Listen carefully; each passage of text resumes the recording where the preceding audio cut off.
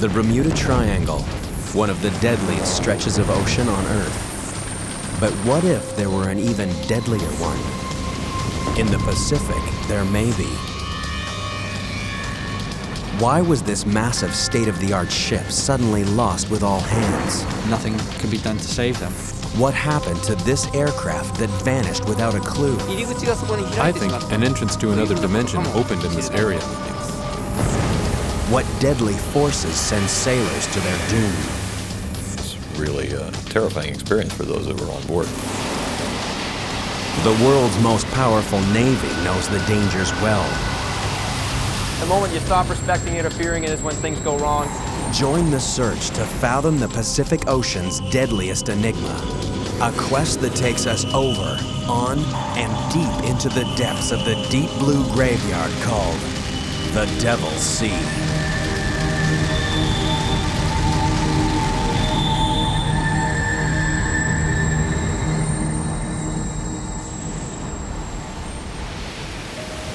September 8th, 1980. Carrying 150,000 tons of iron ore, the bulk carrier Derbyshire is 230 miles off the east coast of Okinawa. The Derbyshire is a gigantic ship, longer than 3 football fields, twice the size of the Titanic, only 4 years old. From stem to stern, her design is state-of-the-art. Anyone should have felt perfectly safe sailing aboard her. But some, like able seaman Peter Lambert, didn't. Whenever he came home on leave, he'd naturally talk about the ship he was on, about the people he'd met, the seafarers, the friends he'd made. And of course he wrote letters home. And as I say, he just said he just didn't like the Derbyshire, there's just something about it. There's a lot of people said the same thing. Reluctantly, Peter signed on for one more voyage to earn enough money to get married. He was 19 years old, but his wedding would never take place. On September 9th, the Derbyshire and her entire crew disappeared. It was the largest British ship ever lost at sea, and no one could explain why. How could this giant ship, crewed by experienced mariners, simply vanish without a distress call and without leaving any trace? Could she be another victim of one of the Pacific Ocean's most enduring and frightening enigmas? To the south of Japan lies a vast expanse of empty ocean. Since the 1940s, scores of gigantic ships have mysteriously vanished in these cruel seas. Many of them were lost without even sending an SOS, leaving no clue as to their fate. But these waters have been claiming victims for centuries. Long ago, Japanese sailors gave this region a chilling name, Manoumi, the Devil's Sea.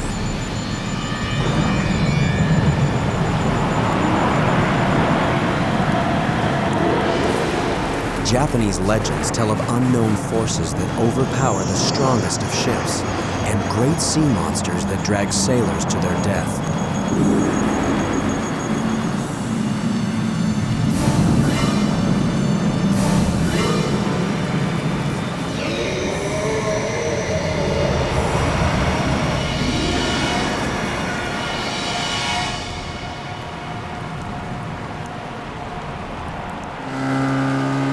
Today, the legend of sea monsters may have faded, but Japanese fishermen still fear the Devil's Sea, even as its rich bounty draws them to risk their lives. A Devil's Sea is also an abundant sea. Fish always cluster here. These seas are very different from other places. Waves change quickly and unpredictably. So if you're relaxed on a boat in these places, you will get into trouble. Intrigued by persistent reports of mysterious disappearances, Some have searched for patterns that might solve the enigma of the Devil's Sea. Some claim that when plotted on a map, the modern disappearances form a triangle of doom. But that's only the beginning. The triangle in the Devil's Sea lies on the same lines of latitude as another infamous stretch of ocean on the other side of the world, the Bermuda Triangle. Could this be more than coincidence? Could the Devil's Sea be another Bermuda Triangle, or even deadlier than the Bermuda Triangle? There are those who think it might be. Author and expert in paranormal phenomena, Professor Junichi Yaoi has controversial theories about why so many ships have disappeared in the Devil's Sea. There are many possible answers for this. Basically, I think some of the tankers sank because of the condition of the sea, because these incidents happen in seas which could be rough, or because of storms. However, if these tankers had just disappeared, I would say they might have gone to another dimension. I think there was an entrance to this other dimension opened from that area. Most scientists dismiss Professor Yaoi's theories as science fiction. But in the Devil's Sea, ships keep disappearing.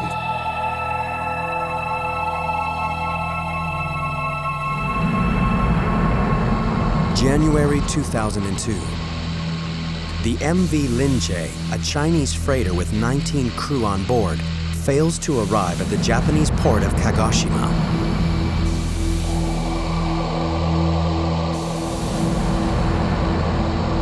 As months go by, authorities are at a loss to explain what has happened to the Linjie.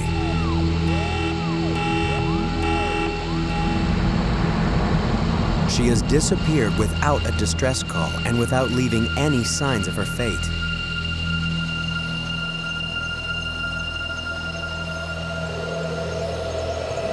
Professor Yaoi has his own theories on what may have happened.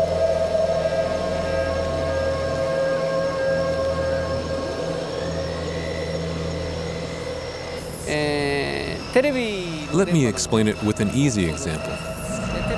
Imagine a radio wave.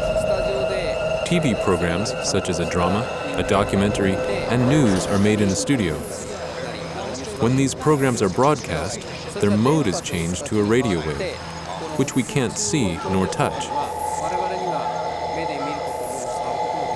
So what I'm telling you is maybe the different dimension is here in the place we live, but we just can't see nor touch it.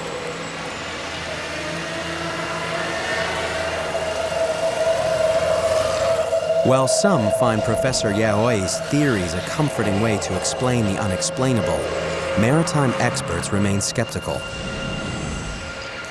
I'm a disbeliever, probably a fairly strong disbeliever of anything like that. David Mearns is a shipwreck hunter with an impressive record of locating lost ships and a pragmatic attitude to the paranormal. I'm hired by people to come up with answers in a purely scientific and technical matter. So to actually come back and say, well, you know, I just can't explain it. It must be that Bermuda Triangle thing or the Pacific Triangle. And, you know, I don't think I'd have much credibility any longer. In 1994, David and his team faced one of their biggest challenges to date: solve the mystery of the lost ship Derbyshire. It would be a mission that would push even these experts to their very limits. This time they faced a formidable foe, perhaps the toughest ever, the Devil's Sea.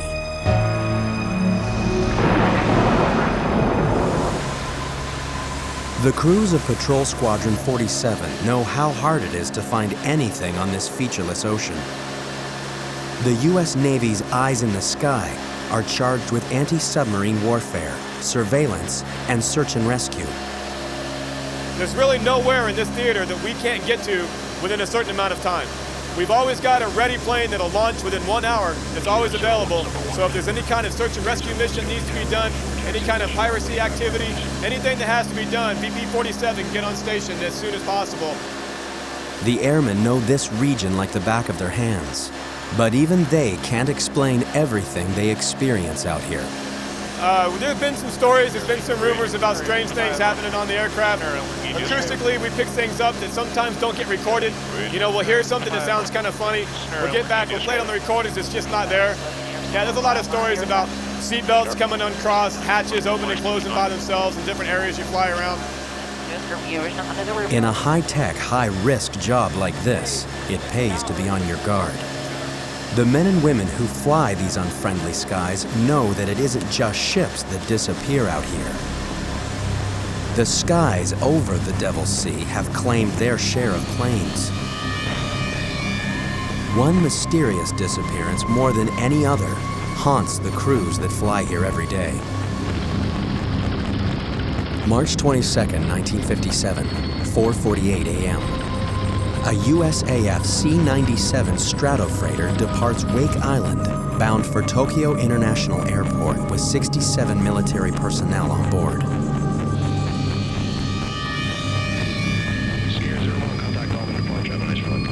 The flight is scheduled to take 9.5 hours, and sufficient fuel for 13.5 hours is on board. For 8 hours, the flight progresses normally.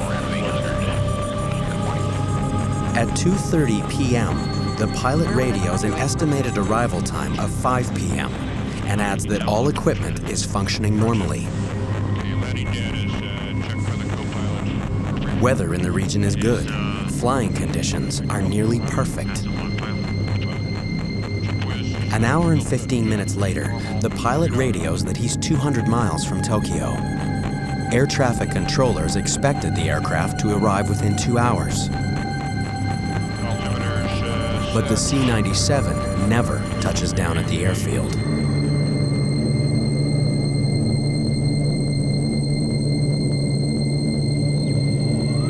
Search and rescue flights scour thousands of square miles of ocean surface, retracing the plane's flight path. They find nothing. The giant Stratofreighter has vanished into thin air. Something in or over the Devil's Sea was powerful enough to wipe the massive aircraft from existence. What could have happened to this formidable aircraft, built for combat, flying in perfect conditions? To this day, no one knows.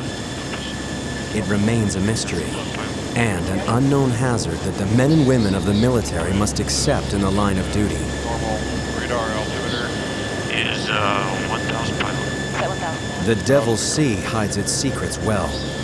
But daring expeditions and groundbreaking research are beginning to reveal some startling answers to age-old questions. Just like the Bermuda Triangle, nothing is ever as it seems in the Devil's Sea.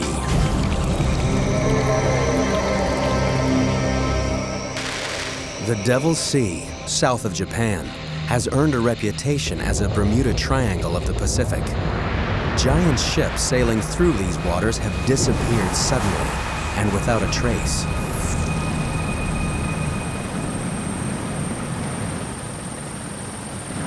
The Japanese Coast Guard report over 2,500 shipping accidents in the waters around Japan every year.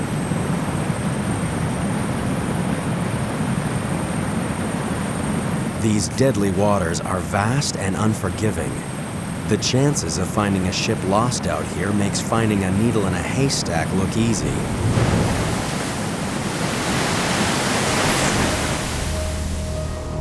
That's why, 14 years after the giant ship Derbyshire was lost without a trace in the Devil's Sea, most believe she would never be found. An official report blamed the forces of nature, and the case was closed.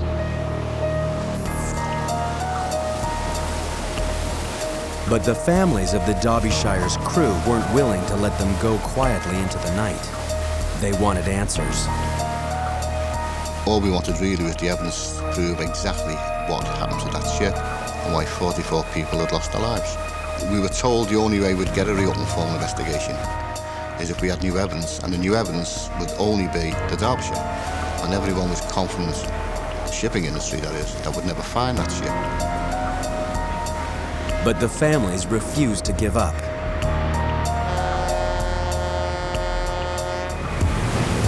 In July 1994, an expedition team led by David Mearns of Oceaneering Technologies headed into the Devil's Sea, convinced that they could crack the case. Their hopes were pinned on one slim lead. At the time that the Derbyshire was lost, search and rescue planes reported an oil slick not far from her last known position. No one else had really used oil as the primary clue to actually go out and find a ship. So there was some uncertainty at the time about, how big the area could be. Is the oil directly above the ship, or is the oil being set down current, 10 miles, 50 miles, 100 miles? Nobody really knew. But my gut feeling was that it was an excellent marker, and that would lead us to the wreck of Derbyshire. On this clue alone, David Mearns and his team would try to achieve the impossible: find the Derbyshire and lay the mystery to rest. It was one thing to mount a search, but on this vast and violent ocean, the odds of finding Derbyshire were astronomical. The ocean floor lay miles below, and even if Derbyshire was down there was no telling what wreckage may remain 14 years after she was lost. Against these staggering odds, the expedition team placed their faith in a state-of-the-art device: the side-scan sonar towfish. Towed behind their vessel, it would travel along the ocean floor and send back pictures from 2.5 miles below. But these sonar sweeps would also be a race against time. Every day of searching would cost tens of thousands of dollars. The search team had enough money for only 8 days at sea. The sonar towfish descended beneath the waters of the Devil's Sea and began transmitting eerie images from the ocean floor. To the untrained eye, they were a jumble of shapes and shades. But to David Mearns, something stood out. Down in the end of that line, we actually started seeing some things that looked a bit suspicious. And as we went on to the next line, we saw even more trace. And then finally, the third line, we went right over to something which was a great big dense patch of hard material. Whether it was rock or wreck, we couldn't tell. Look at that one falling right across. Could this be the break they were hoping for? The team knew the success or failure of the expedition hung in the balance.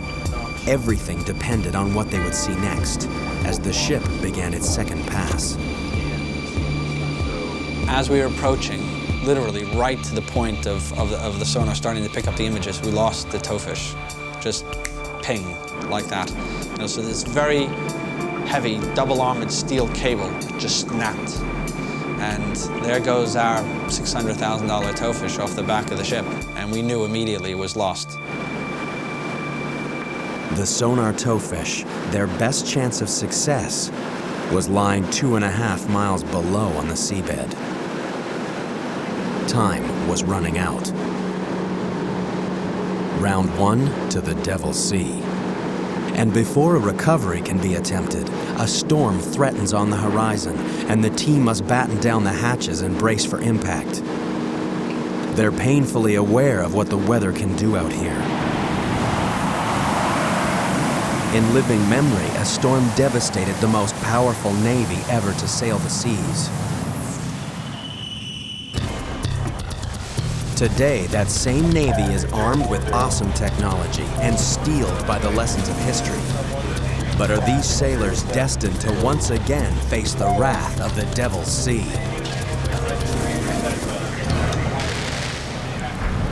For centuries, the Devil's Sea has terrified all who sailed its treacherous waters and taken many of them into its deadly depths.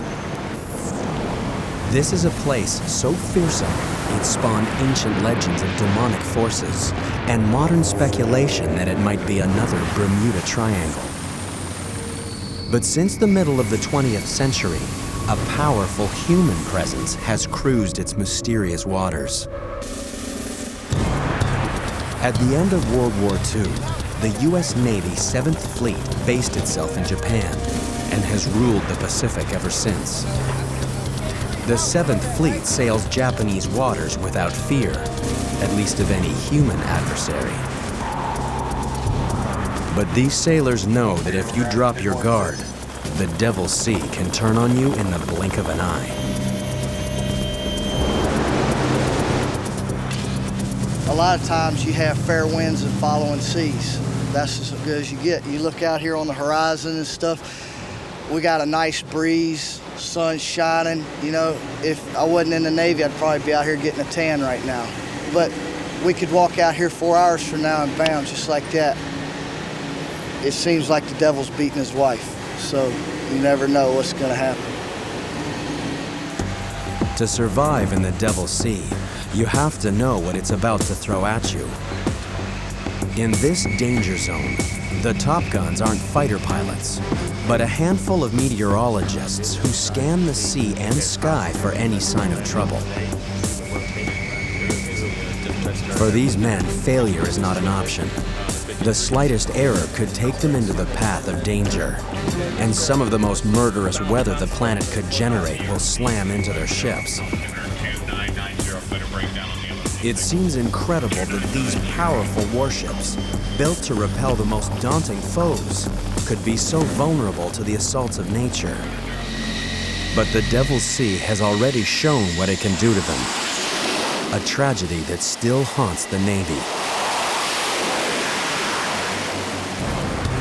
December 1944. World War II rages in the Pacific. The suicide squadrons of the Japanese kamikaze are the most feared enemy in this theater. But the terror they inspire is about to be surpassed. Task Force 38, a U.S. Navy carrier battle group, pounds Japanese forces in the Philippines, softening them up before MacArthur's invasion hits the beach.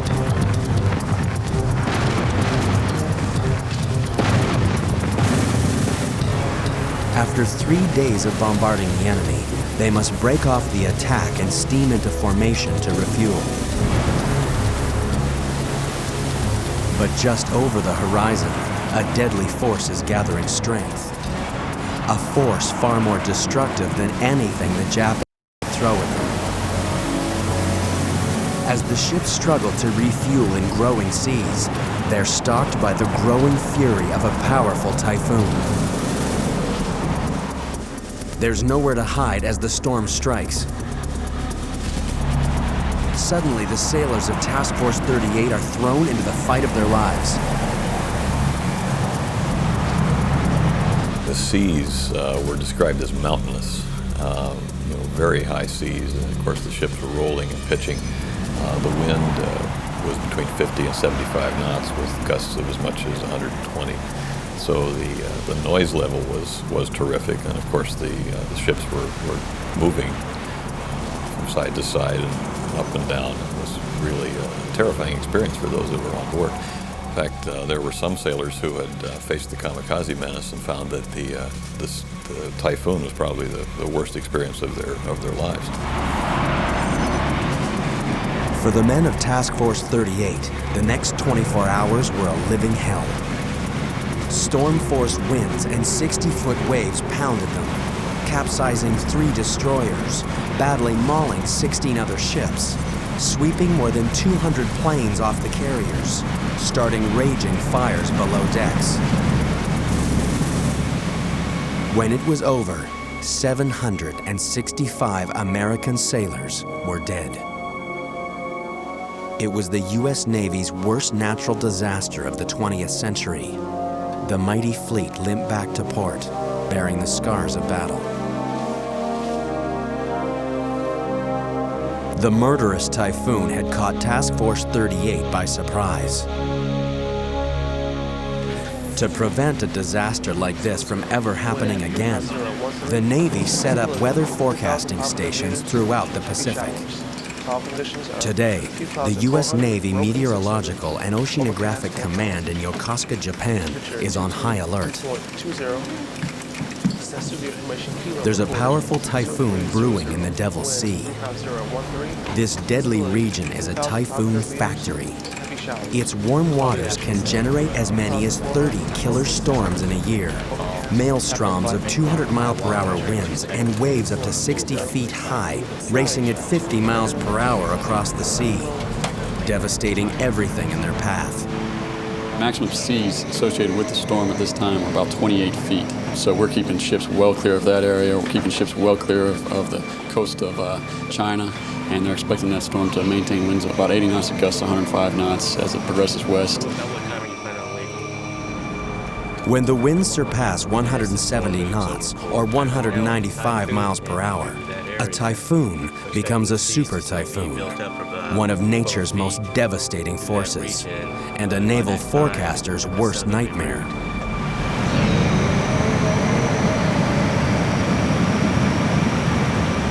In a super typhoon, you can have seas well in excess of 35 feet, and much larger than you ever want to see a ship encounter.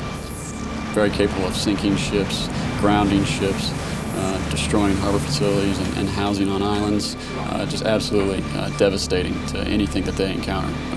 170 knots will tear down concrete walls and permanent structures. A naval weatherman's job is to ensure that when a meteorological monster like this churns across the sea, one thing that it won't encounter is a ship of the U.S. Navy. If they're close enough to land, they can ride out the storm in the relative safety of a harbor. But ships too far from land have no option but to ride out the fury of the storm. Many of the ships lost in the Devil's Sea have disappeared during the worst winter months, when storms are most frequent and deadly. But these are giant ships, built to withstand the worst conditions. A typhoon alone shouldn't sink them.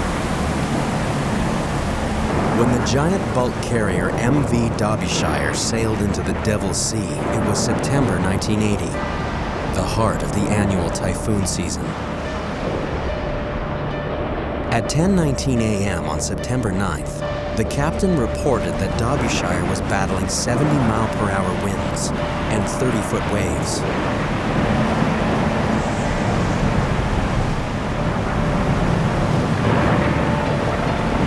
But the captain wasn't especially worried.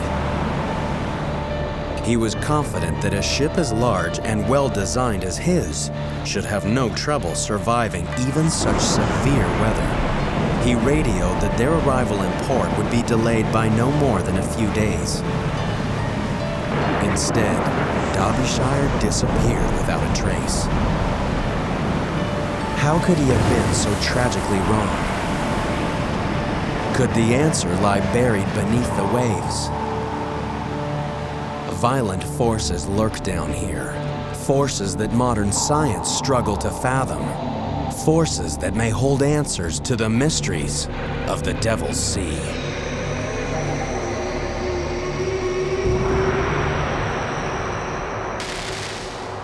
Some call Japan's Devil's Sea the Bermuda Triangle of the Pacific.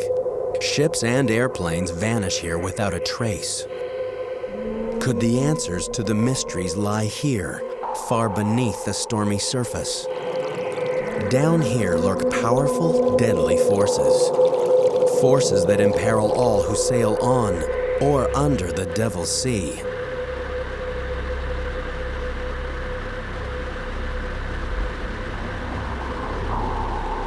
The Devil's Sea has been a watery grave for submariners. It took an especially heavy toll on the submarine fleets of World War II. 1 in 5 U.S. Navy submarines never returned from the sea, and nearly half of the 52 U.S. submarines lost during World War II met uncertain fates. Today, researchers are uncovering the deepest secrets of the Devil's Sea. The Japanese Marine Science and Technology Center regularly send craft into these dark depths. The Shinkai 6500 submersible is the pride of the fleet, built to dive to the bottom of the world's deepest oceans. Marine scientists spend long hours in the inky depths, opening up an unseen world on a scale that is scarcely believable. In some places, the deep rifts in the ocean floor drop 37,000 feet beneath the surface. If the highest mountain in the world, Mount Everest, were to rise from this abyss, it would still be over a mile below the waves.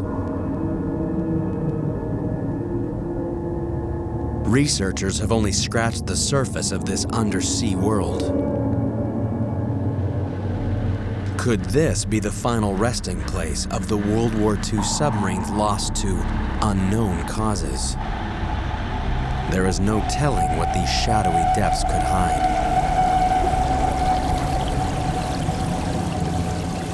Some have even suggested that there is an alien life force lurking beneath the Devil's Sea.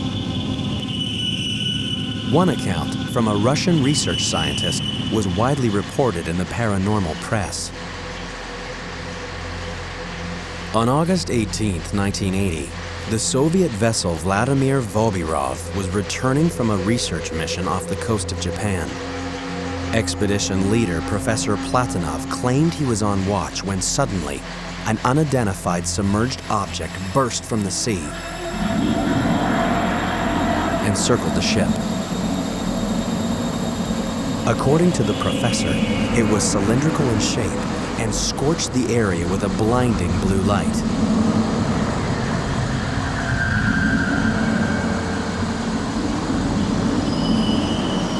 The professor reported that the strange craft was like nothing of this world, an unidentified object that circled the ship for several minutes and then plunged back into the ocean as suddenly as it had appeared. Over the years, others have told similar tales, and the folklore of the Devil's Sea has grown. But there are other explanations for strange objects bursting from the water. Japanese scientists dismissed the notion of an undersea alien life force. To be honest, almost all phenomena are explainable through our knowledge, and I have never seen such a strange phenomenon. So what power of nature could send objects shooting to the surface miles above? One answer can be found at the western depths of the Devil's Sea, where the Earth's molten core threatens to break through the fragile crust.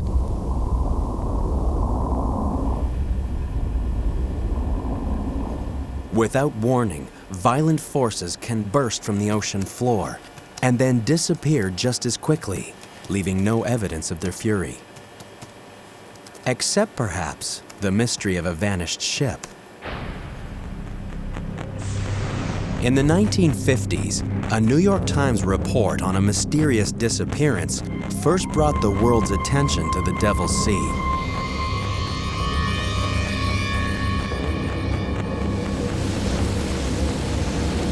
September 23, 1952, the Kayumaru 5, a Japanese Coast Guard research vessel with 31 crew aboard, heads for the Myojin Reef in the Devil's Sea to monitor strange underwater activity. Making good speed, the crew expects to reach the reef in less than a day. But after 3 days of radio silence, the Coast Guard declares the vessel missing.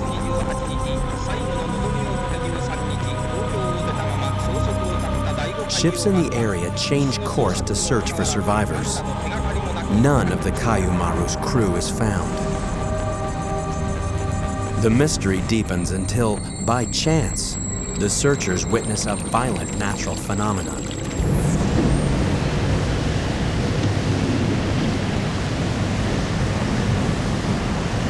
If this had suddenly erupted under the Kayumaru, she would have gone instantly to her doom, with no time even to signal her distress.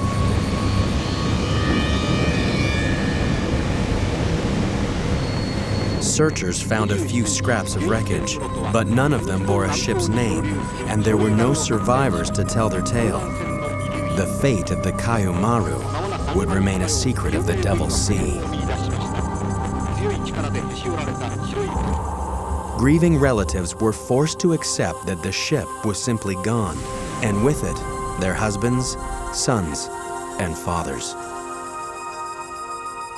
The Japanese Coast Guard warned ships to avoid Myojin Reef because of the danger of an undersea eruption, and a legend was born.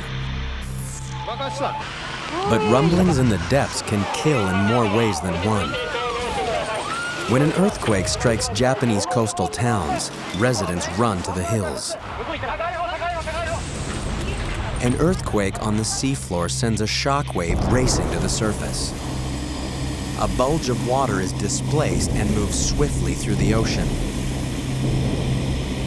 This irresistible force is the tsunami, the deadliest of waves. In the open ocean, tsunami waves can travel at over 500 miles per hour. Anyone caught in its path, on land or in a harbor, has no chance.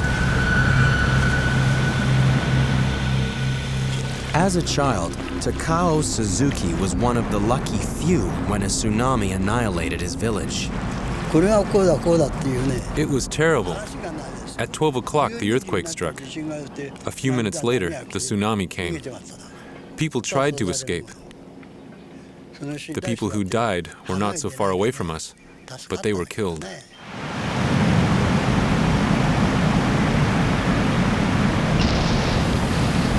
Throughout history, tsunamis have taken the lives of hundreds of thousands of people.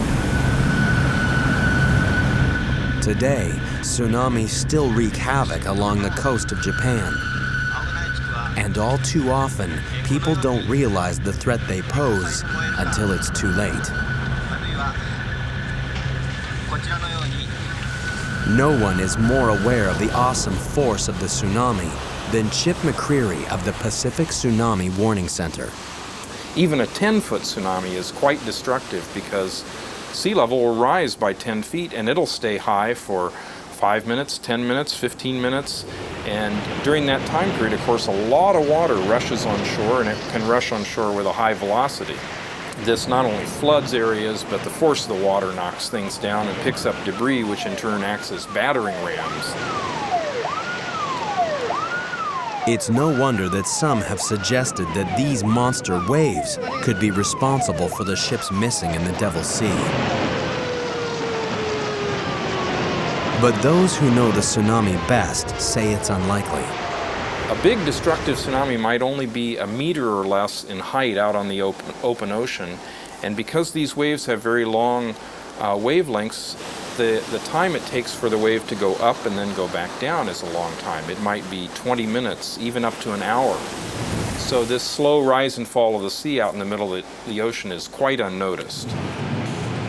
Although they cause massive destruction on the coast, tsunamis can't take the blame for a ship missing at sea. Far out to sea, time was running out on the expedition searching for the lost ship Derbyshire. There had been a promising sonar scan of the seafloor where the ship was reported missing. But before they could make a positive identification, the sonar towfish had been lost, claimed by the Devil's Sea. Now the storm relented and the mission could go ahead. They would attempt to recover the towfish and identify the target. But would they be prepared for what they'd find 2.5 miles below?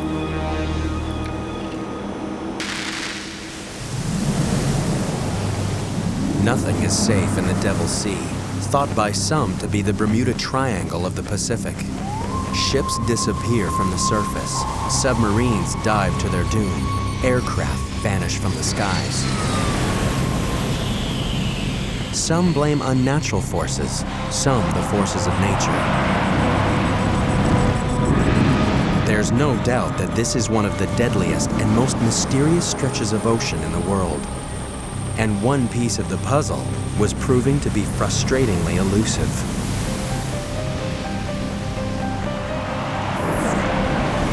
the Devil's Sea had foiled one attempt to solve the mystery of the lost ship Derbyshire.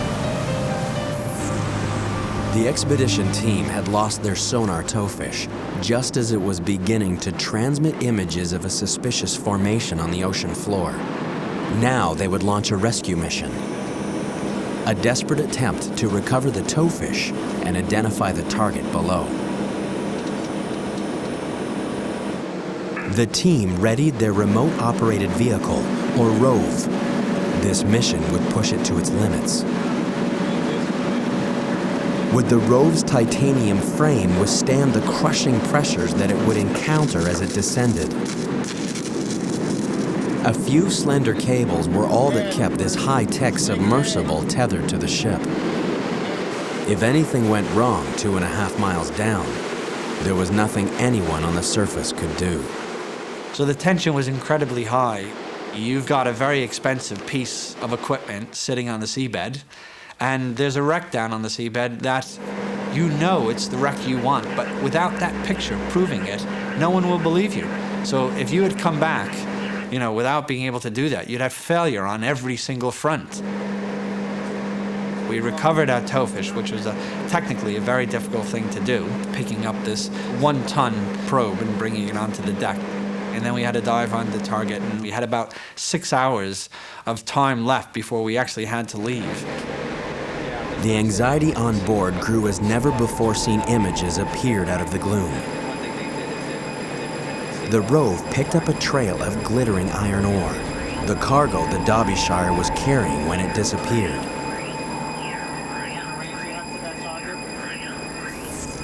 Twisted metal confirmed that the target was a shipwreck. And then, the moment they had all been hoping for.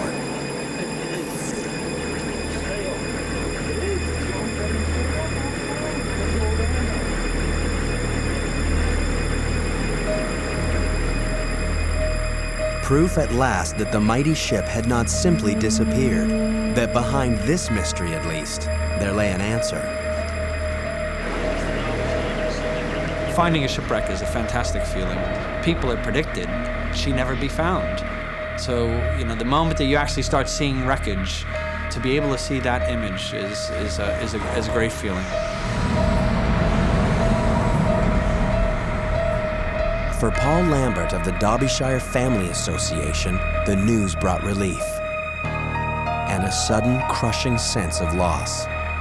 A lot of families at the back of their minds still did not accept the Derbyshire had sank. There's a lot of desert islands in that area, and some of them still felt that the husbands, the sons and daughters were actually on a desert island. We remember those who lost their lives at sea while sailing on the merchant vessel Derbyshire. And when you actually find the ship, then that belief is taken away. So there's a lot of mixed emotions, the sudden reality that, the loved one wasn't coming home.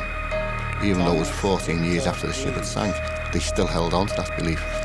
Jeffrey Victor Underhill. After 14 painful years, the families of the disappeared had the answers they'd been searching for. Raymond William Taylor. Peter Lambert. Nigel Coates. Against the odds and confounding the critics, David Mearns and his team had achieved the impossible. They had found the twisted remains of the Derbyshire. But the question remained, what catastrophic event could have sent her to the bottom? The findings of the expedition helped maritime experts piece together the doomed ship's final moments. Derbyshire was caught in a typhoon she couldn't outrun. The storm waves were almost exactly the same length as the ship, so as Derbyshire descended down each wave, it pushed her bow into the next one. As wave after wave rolled over her, they tore away her bow fittings and flooded her forward hold. Now the bow is actually biting into the waves, and they probably knew at that time they were in real trouble. They could feel it. An experienced master and crew could actually feel the sluggishness of the vessel rising to the waves because they know the forward section is now being flooded. With her bow held under water, it was only a matter of time before the waves stove in cargo hatches 1 and 2, and the ship began a descent from which she could never recover. The relentless sea tore her into 3 pieces and crushed her as she sank. The crew had no chance. There was no way for them to launch their lifeboats or to be saved in any way. They just had to hope that the ship somehow rode it out even while she was foundering. But I think there would have been some minutes there where they knew, possibly as many as 10 minutes, where they knew that that nothing could be done to save them.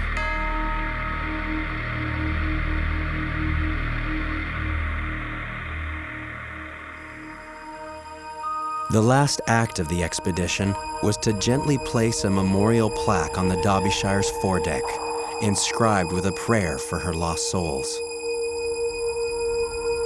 Tragically, the Derbyshire wasn't the only ship lost in this way. Just a few years after Derbyshire was lost, her 2 sister ships were also torn apart by storms they ought to have survived because of the same design faults. The Derbyshire tragedy led to improved safety features that are now standard on new ships. But many older ships suffer the very same flaws that led to Derbyshire's demise. For Paul Lambert, the fight is far from over. The mystery of the Derbyshire may be solved, but he won't rest until every ship is made safe. I don't want my brother, Peter, and the other 43 people's lives to have been lost for nothing. And the only way we can do that is to get the recommendations implemented. I want people to remember Derbyshire and for the lives she's going to save.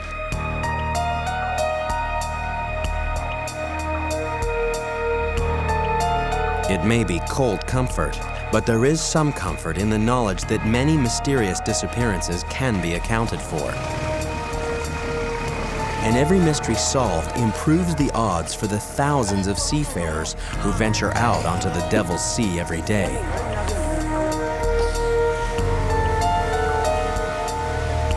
Maritime experts are confident that, eventually, even the most perplexing mysteries will give up their secrets. When you're at sea on a ship and you're out there and there's nothing else, there's you and your crew and your vessel, things happen, nobody knows, and Derbyshire was one of those ships where if we hadn't found it, nobody would ever know. And if you wanted to think she was overcome by the forces of some unexplained phenomenon, people could have believed that as well. But we've proved that that was incorrect. Now we know why she sank. So that's what gives me the confidence that these things are explainable. At least in the case of Derbyshire, it is. But for some, the enigma will always remain. Many people now realize that there are many things we can't solve, even though we have witnessed great progress in science. However, I don't think I can persuade people who insist that there is nothing science cannot solve. Every day, this vast expanse of ocean continues to be plied by hundreds of ships, braving the forces of nature and the terrors of the unknown. As the Devil's Sea casts a shroud over its mysteries, the sailors can only pray that they won't fall victim to the Pacific Ocean's deadliest waters.